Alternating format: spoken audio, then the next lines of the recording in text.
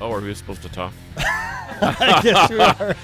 We're professionals. We're still getting used to this killer setup here. Well, I'm looking at the countdown timer, and the countdown timer. Oh, it's counting up. It's now. counting I up see. now. Okay, you dyslexic Okay. guy. Gee, many Christmas. We rule. Hey, well, we are back with episode. Oh boy, 39. we are back with episode 40. 40? Oh, this is 40. This is 40. I am Metal Rob, and with me, as always, is the great Carcass John. Carcass John. And we're here in the greatness of the KVGI radio studios Yes, we in are. Frisco, Texas, Oh, with Monkey Butt at the helm. and we have a special guest kind of hanging out. We do have a special guest. My old buddy Mike is in the house today. There you go, Mike in the house. Yeah, say hello, Mike. He didn't say hello, Mike. He just No, you're supposed to say hello to the mic, Mike. so man, you got shout outs or what's I got going a on? shout out, and if I don't do this, then Donnell Blair is going to just come unglued. But I ran into that dude at Death Angel. yep, you Yeah. sure did. And he said you didn't have one of his CDs, and I thought, man, I thought I'd given you one. Nope. But anyway, Nope. shout out to Donnell Blair, Pass the Ammunition. He's got a killer band he's putting together, and man, the CD rips. It's surprising. It's not what you expect, and it's really killer. And they're already got a couple of songs in the tank, and they're getting ready to record another one. So Sweet. exciting Nice. stuff. So shout out to Donnell. Who else? What do you got a shout out? I got a shout out to your very readable logo, Yeah, This sorry. week. Mayhem. Sorry, that was kind of a layup. The Dark Throne one was already in the. I'm rolling Angel Witch today. Don't get me started. We're gonna Don't get me started. we're gonna do a Nawabum episode, and if I need to bring in reinforcements, I will. All right. Well, there's plenty of people that claim to be experts. You know what an expert is, right? No. It's a former drip under pressure. Where's Where's my keyboard? Where's Yeah, my little hey, toy thing? Where's John's toy? What's the deal? Okay.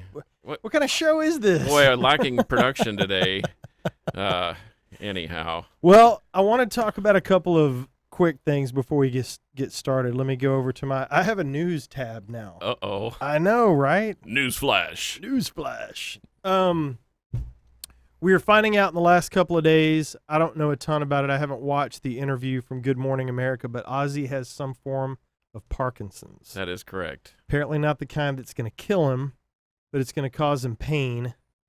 And yeah, that's a bummer to hear that. He's got a new album coming out in February too. I'm pretty excited about. Our buddy Greg Chasen posted a picture of Glenn Tipton and Ozzy together, and he was saying that it's just it was an awful sight to see two of his heroes Yeah. with the same and a similar disease. Yeah, and so that sucks. Shout out, good thoughts for the greatness, the Prince of Darkness himself, the great Ozzy Osbourne. I hope the best for him. Also, on a completely different note, AC/DC is going to be touring this year with Brian Johnson. That's a new album. That's a little bit of a shock, but okay. New album Let's in hear the it. February-March time frame is what I'm hearing. What about their jailbird drummer? Is he going to be with them? I think he is. Holy cow! Yeah. Oh man. I think it's everybody, but or from the classic, the biggest classic lineup, I think, except for Malcolm, obviously. Yeah, that liberal prison system, I guess, from the land down under. Or I think he was actually in New Zealand, wasn't he? I don't know. Who knows? Doesn't matter. That'd be great. Be great to see the mighty AC/DC on the road again. Yeah, but I'm gonna end the news on a high note here. I went and saw a band this past week. And here it comes. I know, man. I'm stoked about this. And I don't know how I'm going to be able to show this well enough that anybody can see it. Oh. So we'll vouch for it. So I've been trying to start this kind of love affair with the band Lucifer. I bought the first album and I liked it okay. And I bought the second album. I'd seen their videos for California Sun and Dreamer, and I was like, man, this is really great. It's kind of a Heart meets Black Sabbath sort of a thing. It's got a good 70s throwback vibe. And so they were coming to town. I was like, I'm going. I'd never been to Three Link, so I was there with 80 or 100 of my closest friends, and Lucifer played. But not to be outdone, a band from New York City called Overdose that you've got to check out, dude. They I'll don't check have 'em any. out. They don't have a release yet, but I found them on Facebook, and I am stoked about this. It is the rock and roll side of Motorhead, man. It is energetic and killer twin leads. I mean, those dudes brought it. It was really, really good. So they're going to stay on my radar. But Okay, let's get to and then after that, who played? Savage Master, And Lucifer. Okay. And I went straight into 15, 16-year-old Rob mode because it's one of those deals where when you've seen as many bands as we've seen and you've gone to, a billion shows, nobody's gone to as many shows as you. At least 10 billion. 10 With a right, B. right. I've been to 1 billion, but you lose the starstruck thing. You just don't get starstruck that much anymore, You especially realize in a big venue. You realize they're just people. right, but I and- went, but I We're went looking at and- a star over here, and he's just a person. Right. We're just hanging out with, a guy that's been around the world several times, Many played times. the Warp Tour, and written great songs. headlined Warped Tour. Did you not? Didn't he write Yeah. the opening riff there? Was that him? Oh my God! Yes. See? Yes. Man, the guy's a yes. superstar. You know what that music is? Is that the Monster Truck It's Wizard? it's unused Monster Truck Wizard Man, demos. there you go. See? Yeah. We're surrounded by the stars. It's like being He in... sleeps on a pile of cash from the royalties. That's right. I bet he Yeah. does. So, so Lucifer comes on. Yes. I lost my train of thought Yeah. there for a second. I got distracted with Monster Truck Wizard talk. So, and I had the total starstruck thing because, and I didn't realize until just a few days before the show that the drummer is also the singer, guitar player of the Helicopters. And I didn't know that. one of the founders of Entombed. Entombed, the mighty Entombed. I did not know any Yes. of this. So anyway, I'm watching the videos and I'm listening to the songs and I'm honestly trying to do my homework a little bit so I'll know some songs when I go see these guys. Cuz I've worn out their videos and that was the majority of my viewing and listening pleasure. And of course, the singer, I mean, she's not terrible either. I mean, she's a pretty girl and she can sing and I was stoked. So I go and there they are. And it's just like, oh my God, I can't believe it.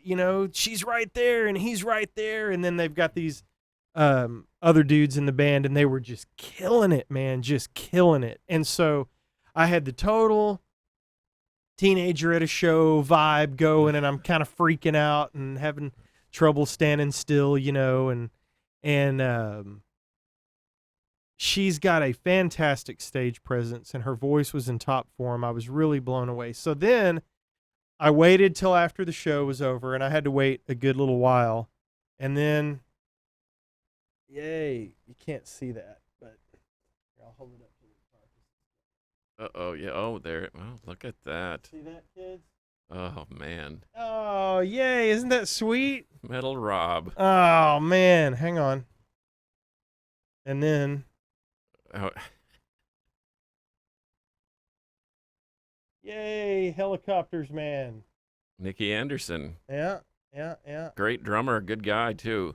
Yeah, I was stoked. Funny story, though, about Lucifer. When I was in Amsterdam with the great Amy Lenore, we hit a few record stores. Shocking, I know. Hello, Amy. And you're in Amsterdam, and you're going to a record store. But I found this real '60s looking record called Lucifer, and it had a very pretty blonde girl as the lead singer. Anyway, Different Lucifer. it turns out they're like ABBA, and I'm thinking that the Lucifer you're talking about is nothing like Not ABBA. like ABBA. No. No, it was great, man. I'm telling you, it was one of those things where I felt like I'd kind of discovered a band, before they were massive and bought their albums and checked them out and then got to see them because I don't know if they come to the States that often, but it was really awesome to see them in that little club. And Three Links was a cool place I'd never been before. So shout out to Three Links and Deep Ellum. Yeah, cool place, good sound system. Yeah. Good, nice staff. Yeah, it sounded great. Yeah. Yeah, I recorded a video on my phone,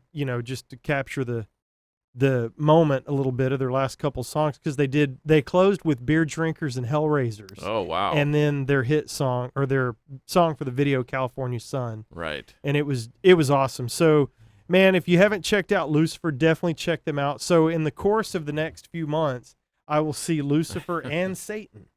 I'm going to see Satan on my 50th birthday. I can't even speak to that, so I won't. But I know our buddies from Blood of the Sun toured with them over in Europe this last tour when they were over there playing Rockplost and some of the other shows, and they just said that it was a phenomenal draw and it was great to have extra people in the room. I don't want this to be playing audio. You shouldn't have the audio playing over the audio. I know. I stood next to for the entirety of the show, pretty much. Oh, Richie says I'm still an idiot. Thank you very much. Well, Richie would know. He's known you longer than I have. Stood next to the great Sean Vargas. Okay, great. Front man of Blood of the Sun. Saw the great Henry Vasquez and the lovely Krista along with him. Yeah. That was cool to see them. Sounds like a great crowd of the Casey Orr was there. Casey Orr? Yeah, I stayed out of his way. I didn't want to get eaten by him or anything. But by Ignis Enormous or whatever his Guar stage name is. Or I don't. What is enigmatic? What was Casey? Beefcake the Mighty, right? Oh, he is Beefcake. That's right. I think Casey's Beef. Yeah, but he's also the bass player for Rigor Mortis. Rigor Mortis. Yes. Did a stint in War Beast for a while. Yeah, Guy's yeah. been around the block. It was cool to see a bunch of dudes around, and then there was a guy from. And they were just people, right? They were just yeah. Everybody was fantastic. Oh my gosh. Oh, there was a dude from Archie Bunker there. Whoa. there's a blast from the past. One of the dudes from Archie Bunker and I remind me to let you hear those demos that never came out. I've got some demos from the Hammer. Well, before I get us completely derailed here, let's get on to the topic. We are derailed, but that's kind of what we do around here. Because you're fanboying Lucifer. That's right. It was awesome, dude. I loved it. Don't get me started again. I'll talk for another 30 minutes. Oh, one last Lucifer comment. I bought the shirt, so I buy the shirt, and I get the shirt home, and it goes down like mid thigh. It's more of a Lucifer skirt, actually. Well, you could maybe put a belt around the middle and kind of maybe a pair of high heels. Fairies wear boots, according to Ozzy. Could cinch it or belt it. Yeah. Yeah. Fairies wear boots, and you gotta believe me. I saw it with my own two eyes. Yeah. I think you're walking on thin ice, PC-wise there, Carcass. Right, sorry. Hey, I didn't say there was anything wrong with it. No. Let's not get started on the Japanese pressing episode. Yeah. So, episode 40, we're going to talk about our favorite, and John brought 87 things, so I better let him start talking soon. I cut it down. Oh, good. Thank you. I cut it down kind of like when you read a list of 56 of your favorite live albums. Right. And unlike Big Orange, I didn't want to build the wall. I didn't know that you were illegal or not. So I talk about like 6 or 8 albums, and John's got a legal pad out, filled every line, and he flips the page. Yeah. And I'm like, dude. Well, you said good live albums. I just want to, educate Well, you listed them all. Yeah, I certainly did. All right, so we're going to talk about our favorite hard rock and heavy metal documentaries. Now, this is not necessarily concert films, right? And it's not music movies, know. And I think sometimes when we see stuff like this, we think, oh, we're going to get a lot of live footage, but really. You have to read the fine print, right? Yeah, these are because I'll just start. Let's see, where are we? Oh gosh, here I thought I was all organized. Now I'm not. Like this, we'll just start with this. Immortalized. It's basically the earache years, and there is some live footage. They do grant you the opportunity to see live footage from Morbid Angel and Cathedral, Napalm Death, Entombed. Thank you, Nikki. Iron Monkey at the gates. Anyway, this is really cool because it gives you a little blurb on the band. It lists their discography, and then it lets them rip on a song. So that's kind of a crossover. That's like a DRI style of documentary because it gives you the best of both worlds. Here's one that they don't even get you out of the parking lot. but it's a documentary. It's the Judas Priest parking lot DVD. So there's no real music except for what people are blasting out of their 68 Pontiac GTOs out of those Jensen 6x9s and the Pioneer Super Tuner.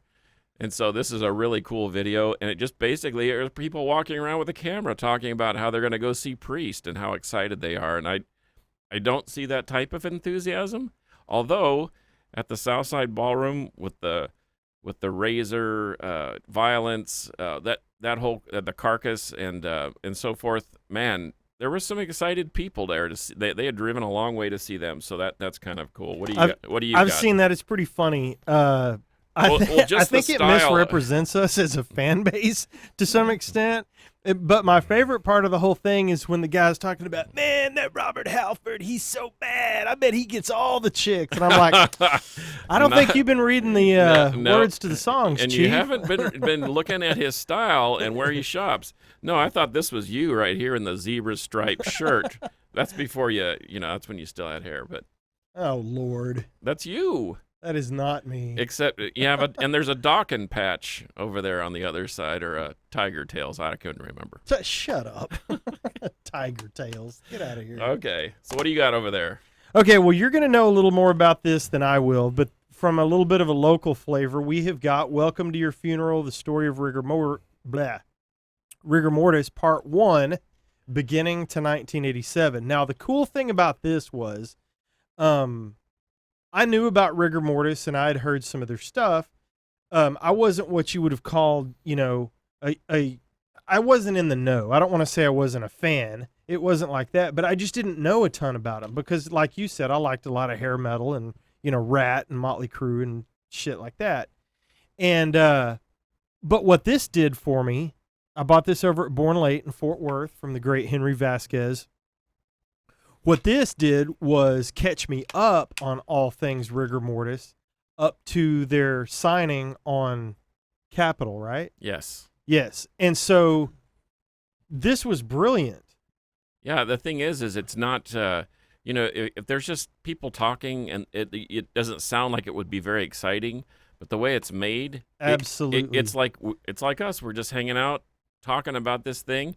Phil Anselmo interjects his deal because he was right smack in the middle of this this thing, and Pantera versus Rigor Mortis was a big deal. And when Rigor got signed and Pantera was still doing pool parties playing Cinderella cover tunes, right? That didn't feel so great. And I remember Bruce talking about when the Dallas Observer would pick the metal band of the year, and it was always the battle between Rigor and Pantera, and Rigor seemed to always win. However, and they got signed first, right? And it was a huge deal. Mm-hmm. And so I feel fortunate that I was able to do the cover. This was 4 or 5 years in the making, and there's a ton of history. And I know that there are copies available. Does Gina still have copies? I don't know.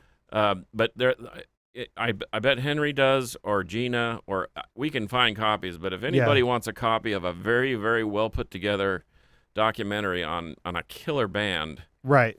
There it is, right there. And they talk about recording, and they talk about demo tapes, and they talk about getting introduced to the guy at Capitol, the right. whole bit. All yeah, the back and forth, the big check that they got. And they were, the record company was a little disappointed that they only sold 180,000 records, and I'm like, God, now that's platinum. Yeah. So, but that's a killer documentary. There was actually a part 2 that's still kind of floating out there. I've actually done the cover for it already. Yeah. And it talks about life after the first record, and things got a little muddled. Yeah. But it's very honest, believe me. No punches were pulled. No. And animals might have been hurt while this was made. It's great, man. Yeah, it's an awesome documentary. Yep. Very solid. I give it high marks. High marks. All the way around. Loved it. What have you got next? Well, this is one of my favorite. Get Thrashed, the story of thrash metal. Man, if you're into, especially the Bay Area scene, that's where they kind of focus. But thrash, back before the internet, you just sort of had to know someone that knew somebody. And I used to travel to the West Coast all the time, and I got to see In fact, as we were reminiscing about the Violence reunion, we were kind of ha-haing about the fact that I'd seen them in a place called the Stone that was about as big as this room, and it was Testament, Exodus, a young Death Angel with like a 15-year-old drummer, and Violence, just out for a Friday night show at the Stone. And it would be likened to at Three Links, Right. not a very big venue at all, but it talks about the creation of thrash, kind of based on punk, and thrash and punk sort of gathered their masses together in a weird kind of way because they were both played fast. Thrash was a little more melodic, and this, as well, in my opinion, and as most people know, thrash was kind of the precursor to death metal, which I also brought a documentary on death metal. Hey, Carcass is going to talk about death metal. And I'm just saying. Raise your hand if you're I'm shocked. just saying that this one preceded this one, but they sort of go hand in hand. Right. But they're both excellent. They're both well made. And if you want to get an introduction to thrash, which is one of my favorite genres of metal, Yes. man, Get Thrashed is awesome. Yeah, this is a great doc. Yeah, very, very well done. There's interviews and a few quick blurbs of music that'll just whet your palate, and man, it is really, really, really killer. Cool. We both brought stuff. You brought Metal: A Headbanger's Journey, Right. and I brought Metal Evolution. These sort of go hand in hand. Definitely. This is kind of like the Reader's Digest version of that, Yes. but they're both really great. So this is all Sam Dunn produced stuff on Banger Films, and I don't think he's done an episode that I didn't like of anything. Nope. A documentary, an episode of this series, everything he's done is just top notch. And I like this because he goes through all the genres and it captures the whole series. You'd think with my glasses I could read that. 11 episodes, and it covers, the prehistory of metal, early metal, new wave British heavy metal that we will cover more in depth with somebody that's interested. With one all the day. experts. Glam metal, thrash metal, grunge, new metal, shock rock, power metal, progressive metal. It's just fantastic. And this is a 10 out of 10. It's top-notch production. Yeah. Everything that they got on here is just In amazing. fact, our lawyer friend, Brett, asked me what I would, I said, tell me what I should be doing with my life. And he wrote on a sticky note music. And I should have just told him, I want to be Sam Dunn. I want to go travel the world, listen to bands, interview bands, Yeah. and put together something that good. Yeah, I would say he's done well for himself. Yeah, that's awesome. Well, let's cover. I know we've got some stuff in that's the same. Go ahead. Yeah. Well, yeah. since we're in Canada, since Yes. Sam is Canadian, the Anvil story is unbelievable, really, if you think about it. It's kind of sad, but you talk about how great or how far the great have fallen. I mean, the Scorpions were opening for Anvil at one point in time, and then fast forward to 5 or 6 years into the future, and they're serving lunches at a junior high school. Mm-hmm. I mean, bad management, terrible merch, terrible this, that, and the other, but their albums are killer. They have great riffs. They actually did kind of when they put this out, they were on kind of like a reunion tour. Yep. And they were freaking awesome. The new record was freaking awesome. But Anvil, I mean, had it right there in the palm of their hand. And Metal on metal is what I crave. You hear that, Mike? I bet it was. But if you better bring a box of Kleenex because it's pretty sad at the end. It is. And but great guys, great production, and man, the music is so awesome. Yeah, this was produced by VH1, and it's fantastic. But it talks about these two 14-year-old kids that, hey, we're going to be buddies and we're going to dedicate our life to metal. And there you have it. And they have. And the and road they was still rocky, and the road was steep, Yeah. and sometimes. I think they're working on a new record. But I follow Rob on Facebook, and he's posting and drumming and playing all the time. Yeah. So they're doing it, man. Gotta love Anvil. They're a great band. What else you got over there, Killer? Well, Hey, the Carcass is going to talk about grindcore. I'm gonna talk about grindcore. You know what that is? Anyway, I'm telling I you, do know what that if is. you watch this, you would dig it because it has. In fact, I'm looking at this. There's my friend, Dave of Death from PLF, and also of Oath of Cruelty. He did a stint in Morbosi Dodd, but look what shirt he's wearing. Rigor mortis, Ah, baby. nice. So there. Shout out to Dave Collier. What a great guy and he is a riff writing son of a gun. And but this I thing need to borrow this. this thing is so well put together, and it talks about the early days of grind, including our buddy's Napalm Death. You remember when you saw Napalm for the first time? I said, Rob, these guys are gonna blow your mind, and you're gonna love Barney. And at the end of their set, what did you say? They ruled. They were They awesome. killed it, man. And his onstage banter is second to none. That's not as good as his onstage just moves. Oh. Yeah. The swatting Oh my flies? gosh. Yes, I cannot handle it. And he's up there in his sweatband and his gym shorts and just crushing And he's your a soul.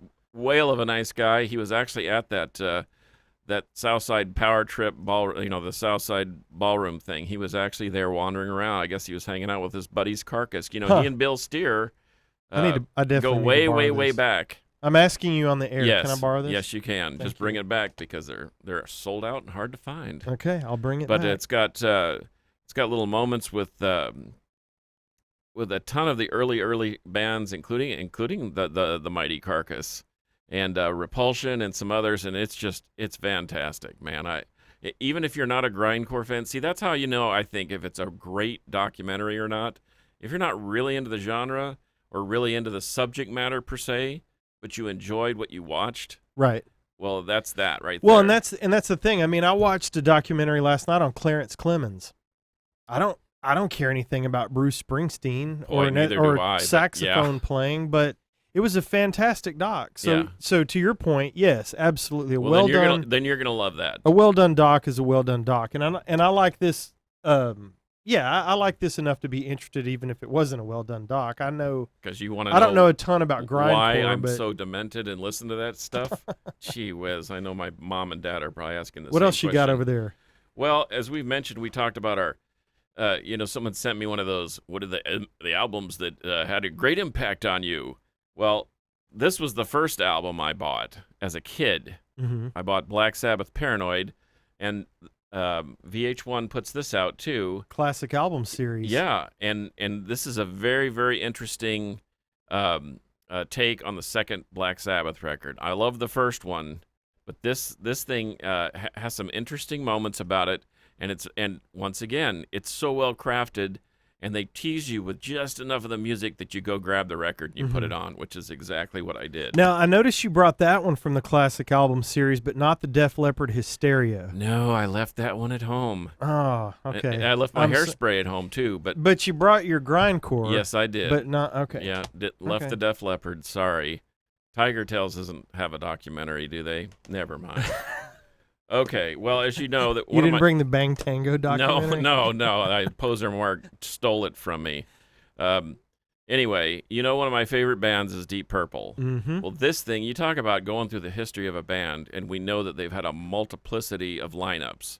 Well, this goes through every lineup, talks about each player, and gives you a little snippet of some music that they've played. Either I'm a live. still stuck on multiplicity. You like that?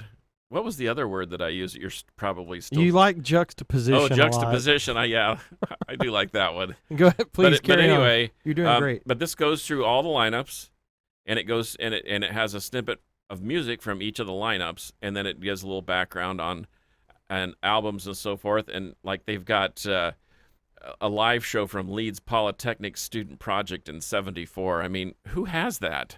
But that's You very do. yeah, I do. But it's very cool. And this once again, it's amazing what you can do with a little money. There's 3 discs in here. Hello, Eddie. Or 2 discs, and it's 287 minutes of Deep Purple, and there's not 1 minute of boring there. It's all greatness. We've got some friends from down south watching. Fast Eddie's watching. Yeah, Fast Eddie. Fraser Ian Dawson is watching. Yes. He's going to tell us to recognize. He's going to recognize and get some new wave of British heavy metal going on here, Yeah. boys. Can I borrow this? Go ahead. You can borrow that. Thank you. I know where you live. I'm not afraid about I'm not worried about getting it back. So do you want me just to keep going and just finish my stack, or what do you Well, want? we'll come up to this one at the end, but yeah, Okay. go ahead with that one. All right. Well, I know that's not heavy metal, but this is one of my favorite bands and one of my most influential records. I'm And surprised you didn't bring an Osric Tentacles I- documentary. well, I bet you have one. I have tons of Osric live stuff, but I don't have a documentary per se, although they did Live at the Pong Masters Ball, and it's yeah, got like see, a here little... we go. I got a knew little I could get him to commentary talk on it, about but- Osric. But I've actually set up my upstairs room as a speaker listening room. I have 5 different sets of speakers set up, and I actually have that playing, so I didn't bring it with me. But Pink Floyd, I know everyone loves Dark Side of the Moon. I know Poser Mark loves metal. He thinks that's his favorite. Adam Hart Mother. I love Wish You Were Here. And the story behind that, Mhm. this was as the band was starting to fracture. Of course, they had this wild success with Dark Side of the Moon, and they were hustled into the studio to try and put something together. And these guys were at 4 different places at the same time, always, because they just couldn't stand each other. And they were trying to put this thing together. And this was the result. And this tells the story of that. And it's really, really interesting. And once again, I watched it. And even if you're not interested in Pink Floyd, How do I not know about these? I don't know, man. Can I borrow this? Yeah, go ahead. Do you want to here? Do you want to just take just the push stack? the whole stack? No, Just I'm take- good. Okay. I've seen all of that except the immortalized. Which is pretty cool. Here, just take it. Sorry, I interrupted you. No, please carry on. No, that's fine. The thing is that's how we they were talking on the local sports talk radio station today about the passing of Neil Peart and how they how everyone seemed so connected, and they were devastated when I heard the news. I admit I shed a tear when I heard that of his passing. I was pretty bummed. It was devastating, and especially someone who was trying to play and emulate the way he played the drums, which is Impossible. That's a pipe dream, as my grandfather would say. But you feel a special connection to them, and when you see the documentary part, it's like home movies. You're looking into their inner soul because you're seeing them not just up on stage, but you're seeing a more personalized side of them. You see them eating a sandwich while they're recording, or you Right. see them on the bus just hanging out, having a beer or doing whatever. And so it almost makes you like you're just part of the family. Right. And so I think that's why people get really invested, especially in bands that, shall we say, the super group of sorts. Mm-hmm. But anyway, so I've talked a lot.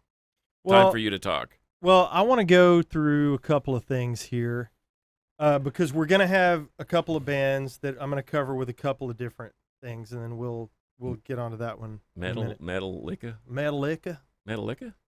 Y'all like Metallica? Are they any good? Metallica. I got that from you. Thank you very much.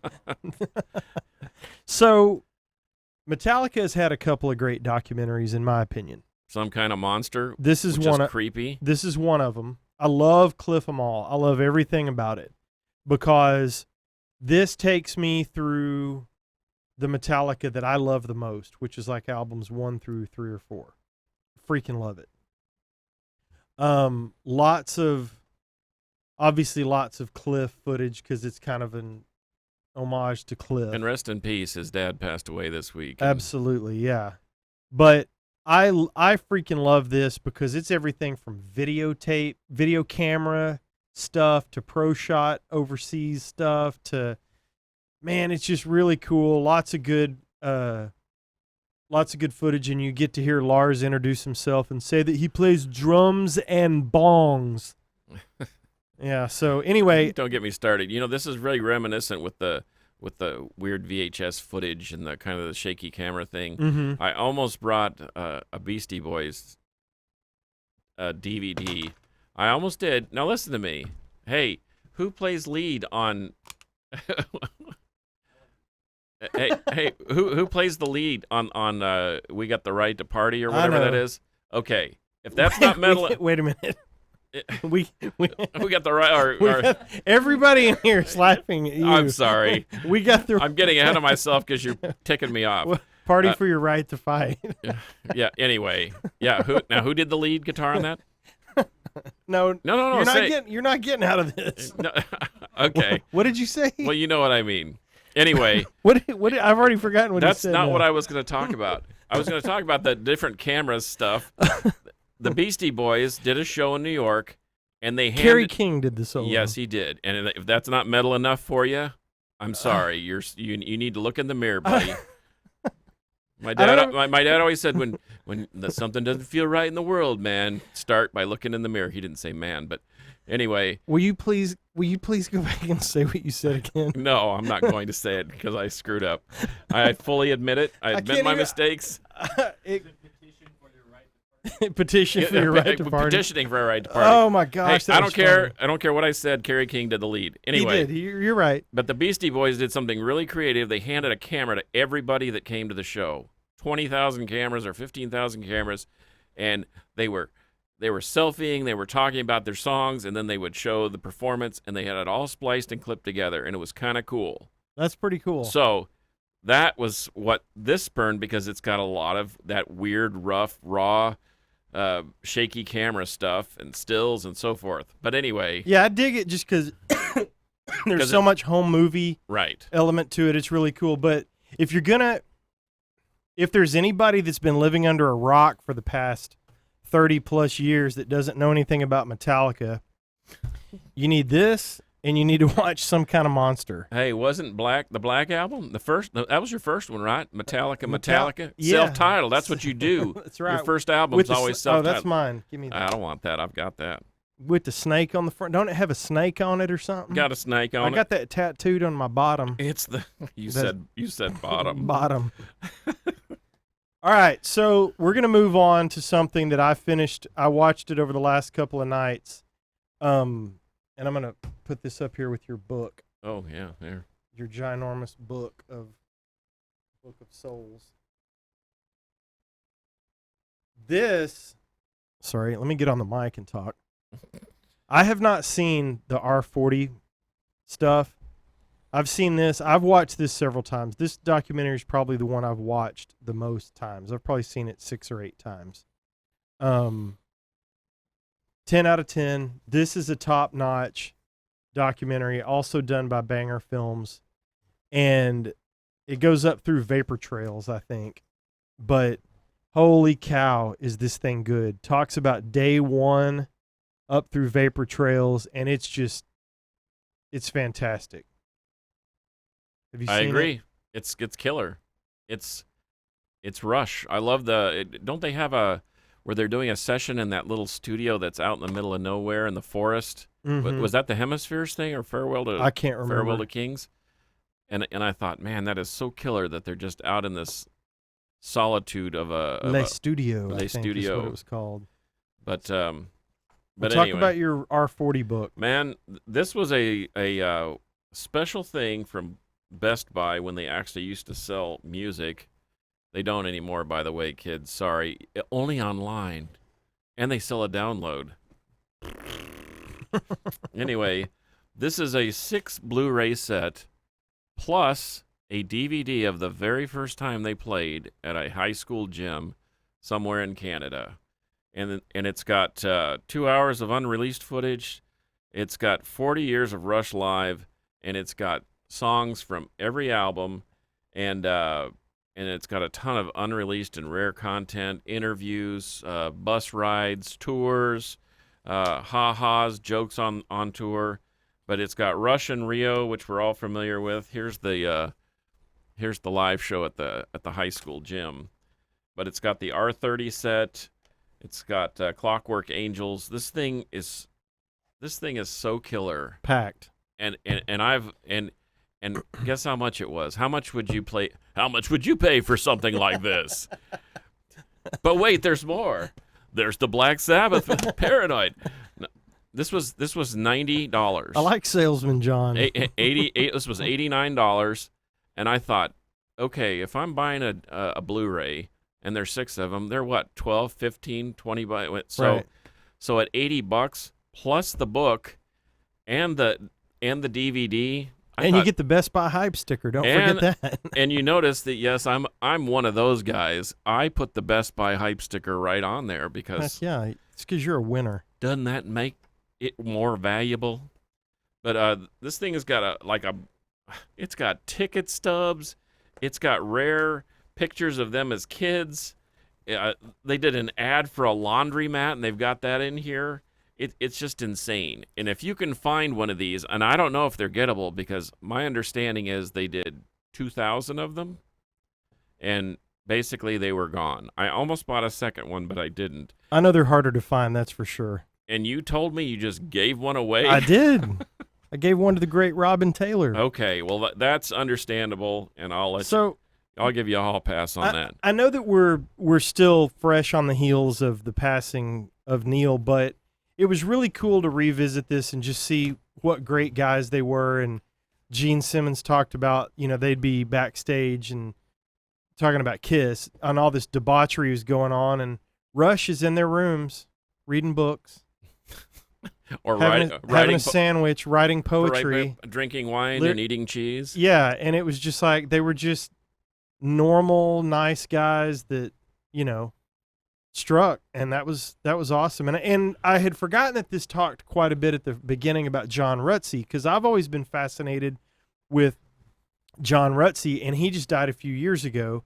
I didn't realize that. I thought he died young for some reason. I don't know why I thought that, but he now he was really, really sick, but it was by his own doing. He had alcohol poisoning, and he had some pretty bad habits that just sort of kept him off the road. And I guess he just walked in one day and just said, "I'm not going to do this anymore." No, it was I can't remember. They just talked about it, but they spent some time talking about John Rutsey, the guy that played on the first album, and they just needed to get a new dude, and in walked Neil Peart, and he changed the band forever. And he said, "Oh, by the way, I write some lyrics too." Yeah, very articulate, well spoken. Just changed the. But you know what I discovered about that? That I didn't have as much of an appreciation for John Rutsey. I mean, that first album is killer, and if you listen to his playing is very credible.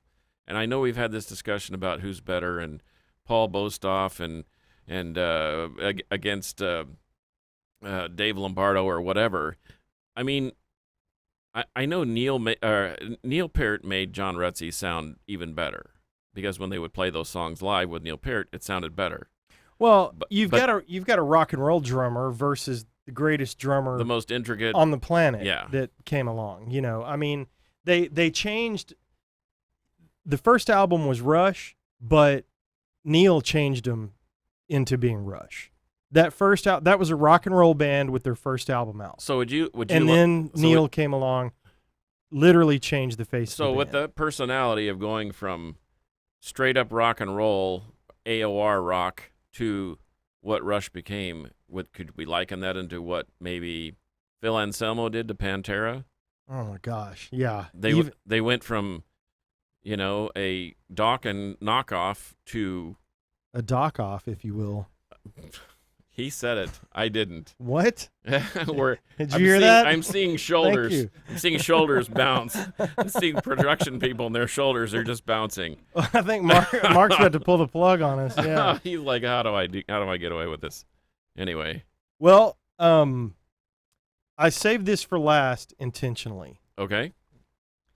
If there is, like I said before, if there's somebody out there that didn't know about Metallica, if there is anybody out there that needs an introduction to Iron Maiden, or you want the full view of Iron Maiden, you want to dig deep, and you're like, I don't know where to start. Maybe you're younger and you're getting into metal, getting into vinyl collecting, whatever the case may be. Two things you need to get. You need to get Iron Maiden the early years. Yep. On DVD, which is starting to get hard to find, and you cannot borrow mine.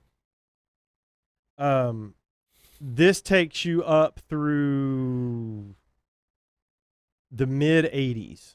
Now, did I hear this right? I saw a documentary last night on HD TV, and it was about the British metal, or the onset of how metal became what it was. And I don't think Paul Di'Anno was the first singer, was he? He was the first singer? He was there a guy before him? I think there was a guy before him, and before they all we'll settle this right now. Put it together. Yeah, they were from different. Steve Harris is the only constant, I think, in that band. because everyone thinks Nickelback Brain's the original drummer, and Clive Burr was there before he was. So Did they have a dude that did demos before? I don't know, but they talked about the Roundhouse demo. See, we need a He was on the Roundhouse tape. we need a documentary to tell us, and you too can learn about Iron Maiden in the early years. Oh, I looked up Iron Maiden on Wikipedia, and it took me to a freaking, not to be confused with the Maiden guillotine. Stupid. Oh, the door that shuts with the spikes in it, and yeah. Vincent Price Iron would Maiden be proud of English you. heavy metal band. Let's look up that one. How about that one? Okay, here we go. Little production value for you guys. We are going to go to, because I think you're onto something, but I don't know that. But see, because of a documentary, I heard this and I thought, wait a minute. I thought Diano was the first guy, but then they're telling me no, there was someone prior to that. No, it was Paul. Okay. I thought maybe there was somebody for like a minute. Oh, you know what? But I no. think that was Judas Priest. There was somebody before. Al Atkins. Yeah, there was some, and he quit the band. He said, "Yeah, but you can still use the name." Wow, what a nice guy. Hey, thanks a lot, Al. Yeah. Get these, kids. Iron Maiden, the early years. This takes you through the mid '80s. If you want to see part 2 of the early years, it's on the Live After Death DVD, Oh, okay. which is also good. Hmm. Fantastic. One of our top live albums. I'm sure it was on your list of 87 albums that you read that day. Yeah, it was 86. But then get this. If you want to know what the life of touring Iron Maiden is like in the past 10 years or so, they own the plane. They fly the freaking plane. Yeah. All the gears on it. This is just amazing. Also done by Banger Films, which is... Is that the one that talks about how they built these special cases that fit form fit into the fuselage? Yep. And they're all organized? Yeah, that is pretty cool. Yep. All right. This is an amazing documentary, and it takes you around the world on Ed Force One on tour with Iron Maiden. Wow. And these are my number one favorite documentaries. They're kind of tied. And what did Along Rolling Stone say? Oh, Bob Dylan. I'm sorry. I don't think they even... No Iron Maiden made the Rolling Stone list. Oh gosh. Well, that should tell you all you need to know about a Rolling Stone. But what did make magazine. it at number 11, and then we'll wrap this up, is The Decline of Western Civilization Part 2, The Metal Years. which is freaking awesome. Freaking amazing. Yep. And I don't own it. I need to. And And if you want to see, I was telling you I had the tape. that's and- the picture that they're using for The Decline of Western Civilization. You can't see that. that is a very scary picture of Kiss. Scary picture of Kiss, yes. What is that? Asylum? No, Vinny was in the band, so that's got to be Creatures of the Night or Oh, Look It there Up. you go. Yeah. Yeah. But anyway, The Decline of Western Civilization just tells you... Boy, that says it all right there. It really I got to does. admit it. That, It really does. Penelope Spheris. yeah, that says it all. This too. is from RollingStone.com. Penelope Spheris' first Decline of Western Civilization captured the ragged desperation and willful poverty of LA's hardcore bands in '81, but the metal years showed what happens when the same types of musicians got a little money, a lot of drugs, gallons of hairspray. Wasp guitarist Chris Holmes steals the show by drunkenly floating in a swimming pool while arguing with his mom, but jaw-dropping scenes of Ozzy cooking breakfast in a leopard print robe and Kiss Paul Stanley flanked in bed with scantily clad women also helped the film live up to its decline title. Sadly, the film remains unavailable on Blu-ray and DVD. Oh, I didn't know that for the moment, so YouTube is still the best way to see it. There you go. So that was from RollingStone.com. But anyway, that kind of wraps up Sure. our top favorite list of hard rock and heavy metal documentaries with a smattering of Pink Floyd. Okay. Well, there's sort of, they were metal, Yeah. MEDDLE. Sorry, that's. Oh man, do you see what See- I'm putting up with? See, I need here? my little. I need my little. I know. My toy, monkey butt. my little is- laptop thing. See if we got any shout outs. Someone Okay, on YouTube. Cool. Oh yeah. Oh, nice. Okay. Papa Wayne, Yeah. H Town representing, Stevie Ray Vaughan's biggest fan Oh yeah.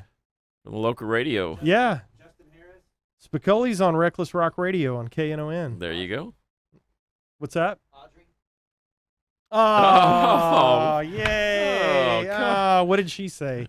I want a divorce. I can't take this crap anymore. Calling out to Chris Johnson, Okay. Beastie Boys thing when John was talking about. Oh, gotcha. Yeah. Please, what did he say? I can't even remember. It knocked the. I'll definitely say petition for your right. Yeah. Yeah. I wish I could. Oh, I can't wait to rewatch this episode. Anyway, Fight for your right, okay? anyway, tell us what you think about your favorite documentaries listed in the comments. As always, what we would love you to do, we'd like you to like the KVGI radio page. We'd like you to share the KVGI radio page, share the Metal Roundtable page on YouTube and Facebook. And tell all your friends. Please tell all your friends so you can hear Carcass use words like gesticulate and Juxtaposition. and what was the and one? multiplicity. Multiplicity. That's right. And as our friend Dennis from Metalheads Records would say, tell your friends to listen to some real metal, That's right. including real metal documentaries. That's right. Well, that is it for episode 40 of the Metal Roundtable, and we love you so much. Please like us and share us and love on us and all those things in the social media way that only you can do. Thanks to Monkey Butt, Yeah. as always, for twisting and tweaking and producing, and thanks to the great Mike Griffin for sitting in. There you go. Boom. A And superstar. Superstar. Sitting on a pile of Benjamins. That's right. Until episode 41, we'll see you next time.